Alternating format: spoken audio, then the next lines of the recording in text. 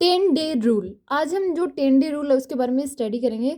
तो जो 10 day rule है वो किसने दिया था? वो आईसीआरपी ने दिया था। आईसीआरपी यानी international commission on radiological protection.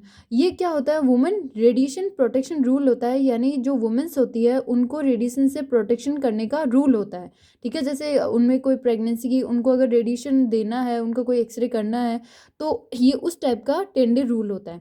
सबसे सेफ टाइम जो माना जाता है वो फर्स्ट 10 डे होते हैं ऑफ मेंस्ट्रुअल साइकिल। अगर मेंस्ट्रुअल साइकिल के जो फर्स्ट 10 डे होते हैं वो सबसे ज़्यादा सेफ माने जाते हैं। तो इसमें जैसे 7, 8 और 9 डे होता है वो सबसे सेफ माना जाता है, क्योंकि जैसे जस्ट ख़त्म हुआ, 5 या 6 दिन हुए और जस्ट उसके मेंस्ट्रुअल साइकिल है वो ख़त्म होने के जस्ट 7, 8 और 9 डे पे ये जो इन्वेस्टिगेशंस है वो कर लेने चाहिए। तो उसको 10 डे रूल बोला जाता है, यानी 10 दिन के अंदर कर लिया जाता है।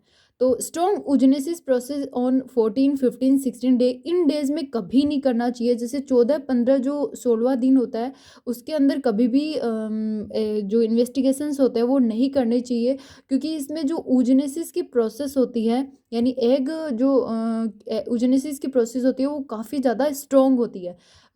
एग मेच्योर फॉर फर्टिलाइजेशन, यहाँ क्या होता है, जो एग होता है वो मेच्योर हो जाता है फर्टिलाइजेशन के लिए। सो नो गिव रेडिएशन, तो इस वजह से यहाँ पर जो रेडिएशन है वो नहीं देनी चाहिए, क्योंकि अगर हम इस टाइम पर अगर रेडिएशन देंगे तो जो फिटस होता है उसमें कुछ डिसऑर्डर आ सकते हैं। ठीक है, जैसे कुछ डम डेफ बच्चे पैदा हो जाते हैं या मेंटली डिसऑर्डर हो जाते हैं, तो इन कंडीशन में नहीं करना चाहिए।